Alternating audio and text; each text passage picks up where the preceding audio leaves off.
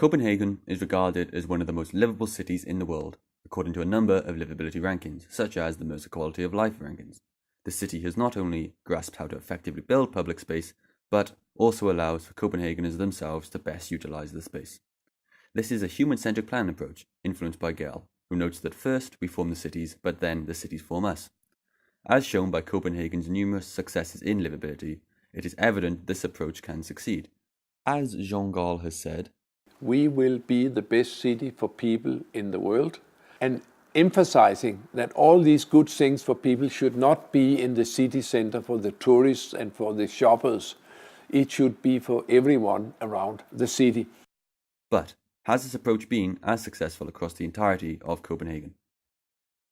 These scenes aren't what you'd expect from a livable city, yet there are various areas of Copenhagen that feel bland and out of touch from the idea of livability. No place displays this more than Ørestad. It has focused its efforts on producing an aesthetically appealing area, which is clear from its high score within the UDA. Contrary to the policy of self-urbanization, in terms of following the principles of Gall's person-first design, the area of Ørestad and the Inner Harbour Bridge have rejected this well-tested principle, and its impact is apparent, with empty streets and few people staying to immerse themselves within the local environment. The intent seen within the design of the Inner Harbour Bridge is to replicate the famous Droning-Louise Bridge. When you evaluate it against Gall's principles, the Inner Harbour Bridge has limited opportunities to sit and offers no protection against a cycling lane. Further reflection of Copenhagen as a livable city exposes its failures to accommodate all.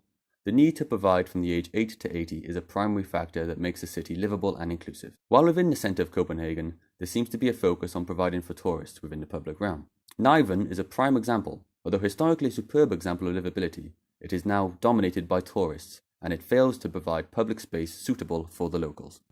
This focus has fed into all of Copenhagen's spaces, while designs such as Cpenhagen have become a social media sensation and attract countless tourists. Niven is the central location for tourists, and this can be seen within the statutory activity mapping as well as the opinions of the local people.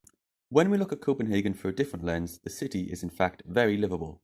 There is a wide range of public spaces that can be accessed by all, in locations across the city, such as the Droning-Louise Bridge, Cpenhagen and the Wave Bridge, which all offer varied spaces for different age groups and interests. While it can be said that the Cpenhagen is mainly used as a photo opportunity by tourists, the Wave Bridge is much less well known and gives residents of Copenhagen a space to use away from the tourist-dominated centre. An interesting point to note is that it seems most successes of public space in Copenhagen have been unintentional. For example, the benches put in place on the Droning-Louise Bridge were an afterthought, and now, in the summer, it is perhaps one of the main locations in which Copenhageners meet up after work to catch up with friends.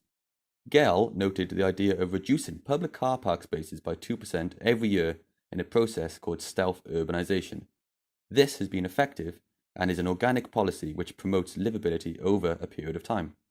This can also be seen in the Wave Bridge, where users created their own ways to use various parts of the bridge, such as skateboarding down a ramp into the water. These two examples are proof that people will use spaces how they see fit, and it is a testament to the quality of public space in Copenhagen that people are able to do so.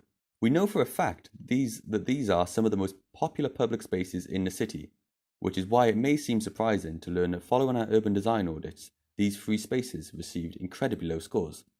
This made us realise that the UDA is perhaps not always an appropriate measure of public space, as it is too focused on aesthetics, and in fact, we know from Gell that aesthetics is actually of the lowest importance when designing places that people will want to use.